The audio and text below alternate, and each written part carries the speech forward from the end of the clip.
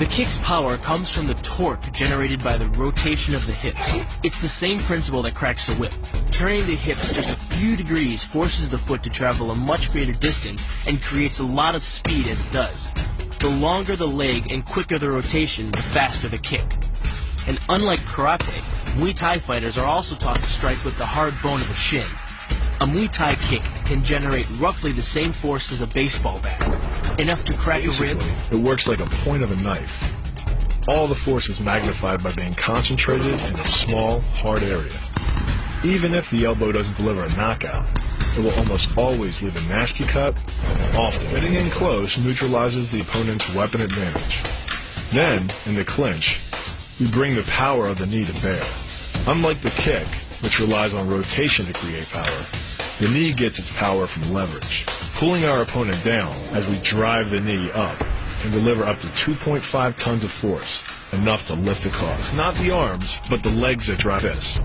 Like a piston, the explosive power of the legs is capable of generating hundreds of pounds of force, all to a very vulnerable area, the soft underside of the opponent's jaw. Like the Hanuman move, the flying knee relies on the explosive power of the legs. But rather than spread the power of our blow over two fists, it concentrates it into a spear point of the knee and combines it with the force of gravity. It's the equivalent of hitting our opponent in the chest with a sledgehammer. It works on a concept called the couple. Basically, it's two levers linked at a single fulcrum, the elbow lock. And it doubles the foot-pounds of torque you can generate when compared to a single-arm lock. There's more than enough force to flip an opponent to the mat or dislocate his elbow. Using the twisting motion of the torso to drive the strike, the business end of the hardwood fighting stick can quickly accelerate to more than 25 miles per hour. On contact with the skull, the energy is enough to cause a depressed fracture. It's the same injury-producing force as being hit in the temple by a hammer. Molly relies on something called a flexion moment imparted to the neck to do damage. An average man's neck can withstand about a 140 foot-pound flexion moment. Beyond that, soft tissue and even vertebrae can be crushed. By bringing your weight down fast, this move could easily deliver twice that amount of force. And it wouldn't just end a fight. It could leave your opponent paralyzed or dead. The opponent's neck is exposed. But because of the close range, the hand doesn't generate a huge amount of force. It's enough to stun, but probably not enough to cause severe injury. But replace the hand with a weapon, a stick or a knife, as you would in combat, and this could become a kill shot. The kick's power comes from the snap of the knee. The snap is created when the quadricep, the largest muscle in the body, contracts and pulls the tendon connecting to the foot over the knee. Using the knee as a pulley, the strength of the quad is enough to accelerate your foot to speeds close to 30 miles per hour. Because the area of impact is focused on a small part of the foot, it magnifies the force of the blow, making it capable of dropping 1,000 pounds of force on your head. It's like getting whacked in the head with a Louisville Slugger. Works by taking the opponent's blow at an angle, which deflects the energy of the blow away from the vulnerable torso. The harder you block, the further his blow will be deflected, and the more open he'll be to a counter. Rotating your fist 180 degrees right before it strikes the intended target. The twisting snap of the arm maximizes the speed of the punch and magnifies the force of the blow by concentrating the impact on the first two knuckles of your hand. Done correctly, it can deliver as much energy as a bowling ball dropped from the top of a house, more than enough to cause soft tissue damage or break a rib. Because it swings through such a wide arc, the wrist is moving at speeds of up to 43 miles per hour. And since the radius doesn't deflect or compress nearly as much as a fist, it can deliver a staggering blow, like being hit with an axe handle. This roundhouse kick is designed for maximum impact. With the powerful muscles of the thigh yanking the tendon over the knee, the foot accelerates from 0 to 21 miles per hour in just 1/3 of a second. Combine that with the reinforced shoe, and this kick can drive the nose bone back up into the brain. It's aimed at the largest gland in the human body, the liver. A direct hit won't just bring an opponent down. It can rupture the gland, causing severe internal bleeding. But the liver is well protected by the rib cage, so the kick must be accurate to within half an inch. In this move, the forward propulsion of the hips, combined with the piston motion of the lower leg, can send well over 700 pounds of force directly through the rigid bone of the heel. This impact won't just knock an opponent down. The force is enough to permanently damage his kneecap, leading with the near arm. The first jab travels the shortest distance to the opponent, so what it lacks in force, it makes up for in speed. The second punch, utilizing both the twist of the shoulders and the forward momentum of the kick, can carry over 4 times as much impact. And just a few hundred pounds of force to the temple is enough to cause a knockout. This move uses the same principle as a throw in judo, off-balancing your opponent and then using his momentum to send him down. But it's much more aggressive. The sweep here is actually a strike to one of the most sensitive areas of the body, the Achilles tendon. The Achilles tendon. The throw works just like a crowbar, where your leg is the lever and your hip is the fulcrum. The trick is positioning your body in just the right place. If you're just an inch off the placement of your thigh and hip, the amount of energy needed to throw an opponent can more than double. But performed correctly, Uchimata requires almost no energy, yet it can deliver up to 5,000 pounds of force. If it weren't for the mat, a throw like Uchimata would be enough to cause serious injury, or even paralysis. You use the strength of your legs to maintain your dominant position while you secure the choke. Just a few pounds of pressure on the collar of his gi is enough to reduce the blood flow to the brain to a trickle and end the match. Hold this move for 10 seconds and the fighter will black out. Hold it just a bit longer and he's dead.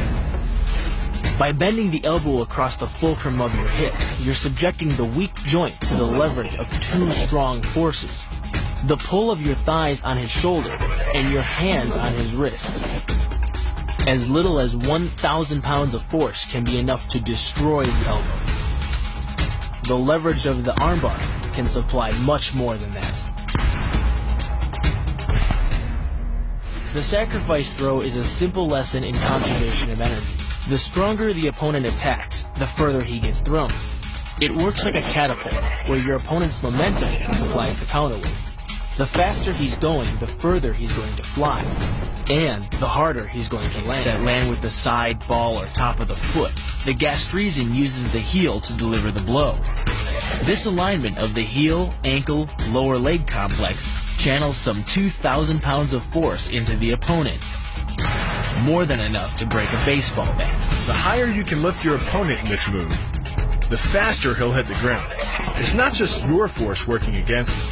His acceleration due to gravity can mean his head hits the ground with a 3,500-pound impact.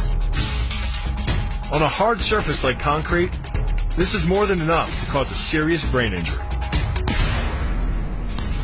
First, the opponent's arm works as a lever to optimize your control. Second, your own back serves as a pivot point for the throw.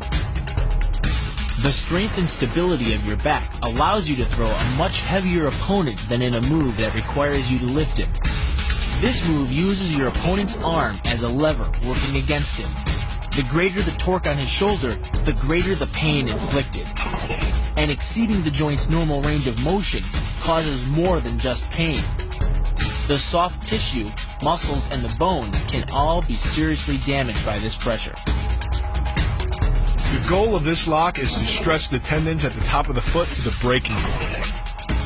The strongest tendons have a tensile force threshold of just over 400 pounds. Applying any more pressure than that can tear the tendons from their base or snap them in two. Because you don't have time to cock your arm in a surprise attack, bursting's effectiveness doesn't come from the rotational power of the torso. Instead, it's driven by the legs, which hurl you forward into your opponent. Both the block and the strike land with 300 pounds of force, more than enough to collapse the windpipe or fracture the delicate bones of the face. Doing the 360 defense requires you keep your body in motion at all times, using your arms to defend different angles of attack. The key is keeping your arms at an oblique angle, with your hands open and straight, so that you don't take any blows straight on. Each is deflected down the angle of your forearm, which reduces its impact. Your opponent is relying on his grip strength and outstretched arms to maintain the choke. The strength of your back and shoulder muscles is greater than the applied force of your opponent's hold, so it doesn't take much to break his grip. And the closer your hands are to your own neck, the greater the leverage. The disarm is basically a judo wrist lock and uses many of the same principles. By pulling your attacker forward as you turn, he loses his balance, giving you control of his wrist. The barrel of the gun then becomes a lever, allowing you to take the gun. Because you are using the muscles of your torso, which can deliver up to 10 times more force than the muscles of the wrist, the disarm works against an opponent who is much stronger than you. An elbow strike from another martial art, Muay Thai. But because the metal doesn't deform on impact, like human bone, every ounce of power is channeled directly into your opponent's face. With the twisting motion of the torso generating the force, and the stiff metal of the M16 providing the impact, it's enough to shatter a cheekbone or break a jaw. The combined momentum of your forward step, the twist of your torso, and the swing of the rifle, the butt stroke can strike your opponent at over 18 miles per hour, carrying well over 550 pounds of force. That's enough to drive a 16-penny nail through nearly 2 inches of pressure-treated wood. Add a follow-up slash and thrust with a bayonet, and the butt stroke becomes a real killer. But the real damage from the knee bar doesn't come from gravity. It comes from leverage. Once the knee is locked, your hips act like a fulcrum, and his leg acts like a lever, multiplying any force you apply. So even though the ligaments and tendons around the knee can sustain 1,700 newtons of force, the knee bar can load a lot more than that, enough to completely destroy the joint. Pushes his opponent at a location above the center of mass, while using his sweeping leg to create a tripping point, which is below his opponent's center of mass. Once the loss of stability has occurred, gravity does the work, and the damage. On the ground and on his back, your opponent is now vulnerable to any number of finishing strikes. Much like a nutcracker, your forearm and biceps apply pressure to your opponent's carotid arteries. Located on either side of the trachea, these two arteries are the only way to get blood to the brain. It can take less pressure than squeezing an orange to stop the flow of blood to the arteries. And with no blood flow, the brain shuts down almost instantly. Fight over. Control of your opponent's leg, you turn his hip into a pivot point. And there are 2 forces being imparted about the pivot point, one by the arm above and one by the sweep below. These forces act as a couple, resulting in your opponent's rotation that slams him right to the deck. And given the speed of rotation and the force of gravity, that impact could cause permanent injury. The key to the double is to hit your opponent below his rib cage, which knocks him off his center of gravity. Wrapping your arms around his legs prevents him from regaining it. Your forward momentum, coupled with the upward thrust of your hips, gets your opponent airborne. Driving him to the mat can yield over 3,000 pounds of injury-producing force. That's like dropping a 20-pound bag of cement off a 9-foot ladder onto someone's chest. The key to the sprawl is sliding your legs backward, while leaning in and locking your hips at the same time. This forces your opponent's center of mass beyond its stability zone. Coupled with the downward thrust of your forearms, he's now supporting your entire upper body with the back of his neck and head, which leaves him face down on the mat, vulnerable to any number of attacks. The power of this move Comes from the spin. Like the wrecking ball at the end of a demolition crane, the power is generated by the rotation of the body. In conjunction with the snap of the knee, the foot achieves a velocity of nearly 30 miles per hour. When the heel connects with the solar plexus, it transfers 1,400 pounds of force, enough to damage internal organs and fracture multiple ribs. It gets its power from the pressure exerted by your legs. The first leg imparts pressure to the carotid artery. The second leg, working in conjunction with your arms, optimizes that pressure, transforming you into a human vice grip.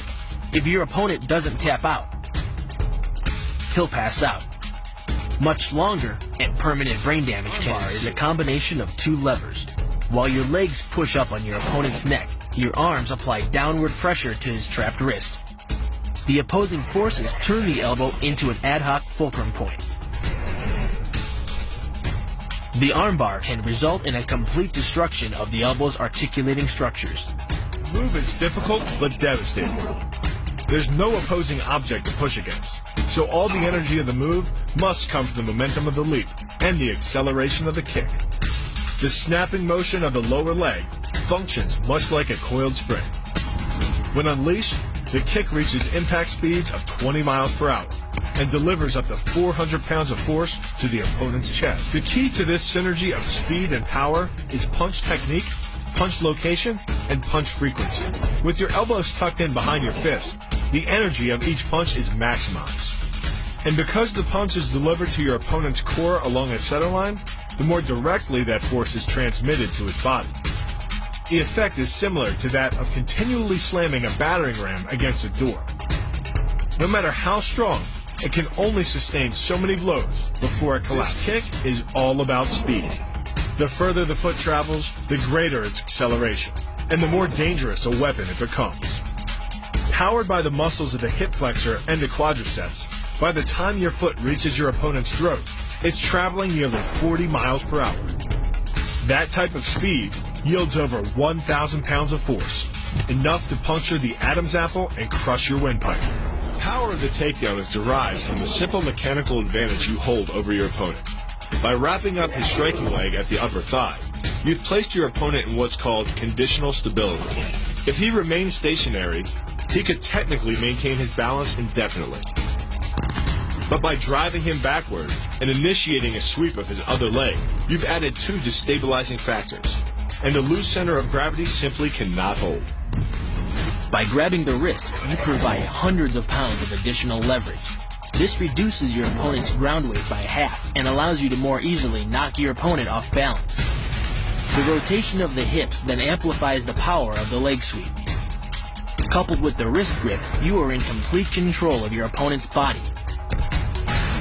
Leaning back slightly and driving the knee up utilizes the full power of the thigh, and the foot accelerates up to 16 miles an hour in just 1/4 of a second. That's twice the acceleration speed of a Porsche. Coupled with the rotation of the hips, the kick can impart 450 pounds of force upon impact with the ribs. When executed perfectly, it's a motion similar to cracking a 2x4 with a sledgehammer. The calf crush works because of the ankle lock. Working in conjunction with your leg, it serves as a sort of high torque pinch point, imparting hundreds of pounds of force on the tibia and fibula. The tibia and fibula are some of the strongest bones of the human body, but creating this pinch point allows you to deliver enough force to easily break them, which leaves your opponent with two choices: tap out and admit defeat, or risk permanently losing the use of your leg. The key to the scissors takedown can be found in the move's name.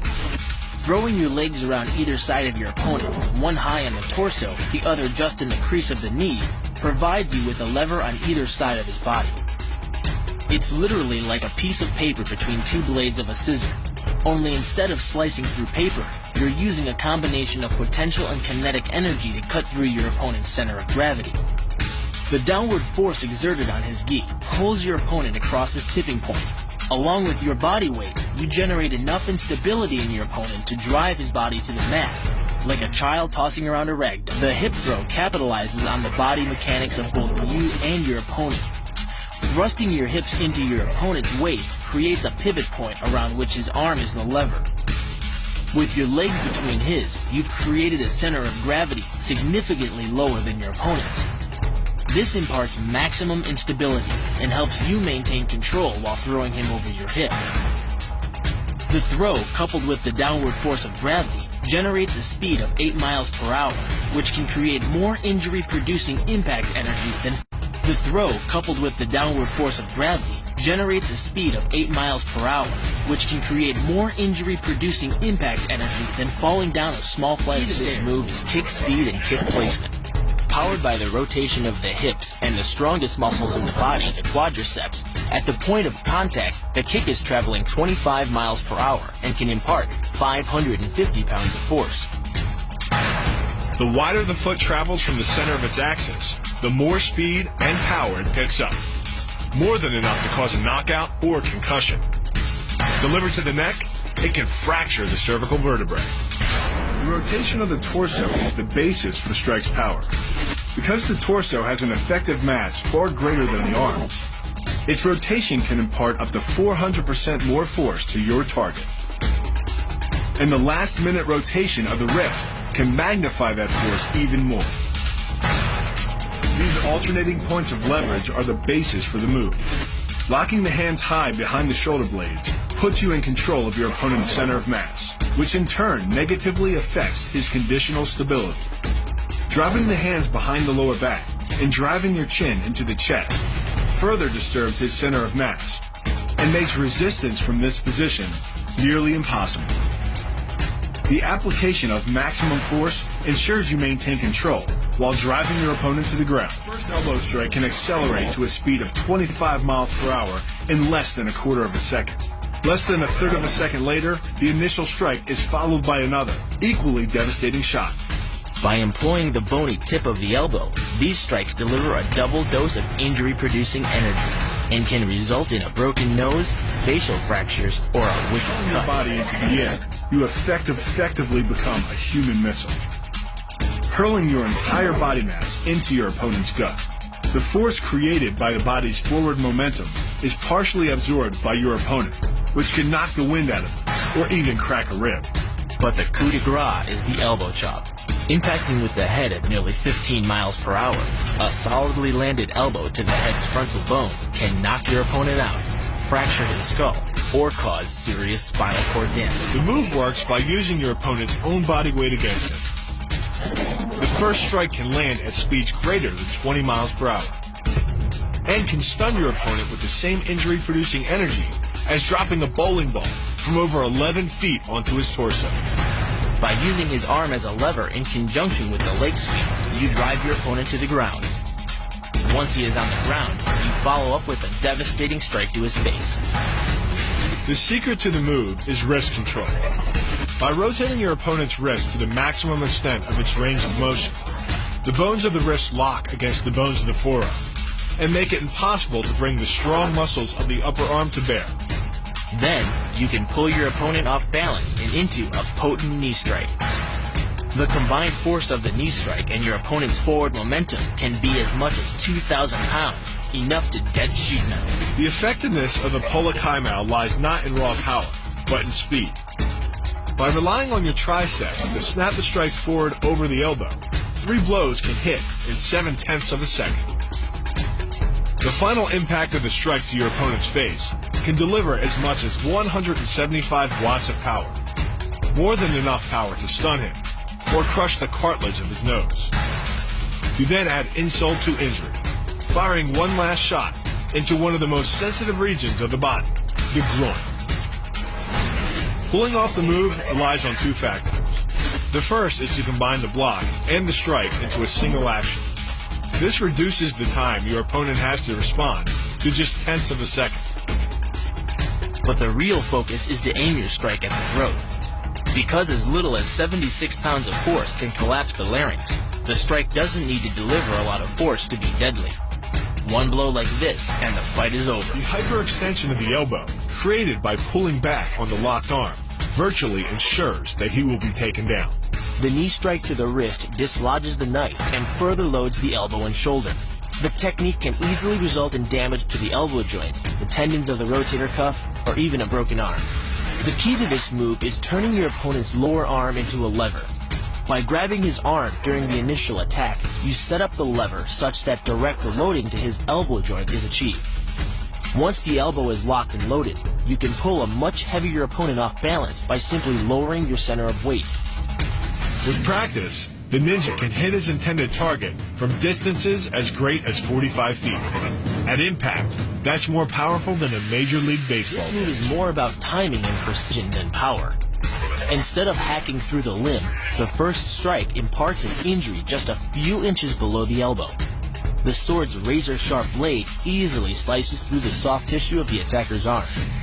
This opens up his defense and provides the ninja a clean opportunity to deliver the kill stroke, a powerful shot to the top of his head.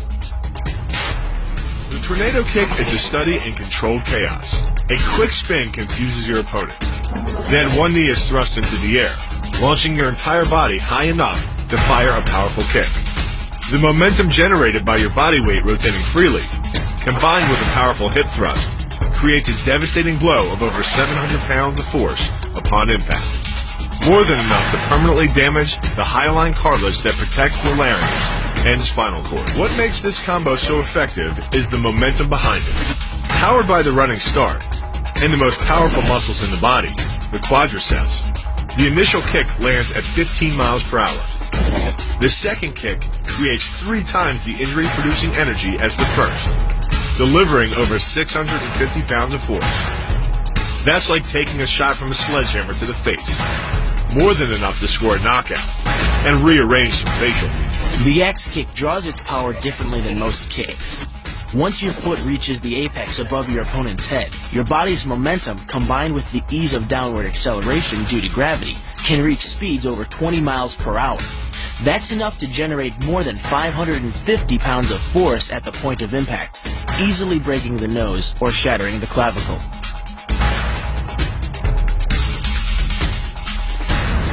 The power of this move comes from the spin.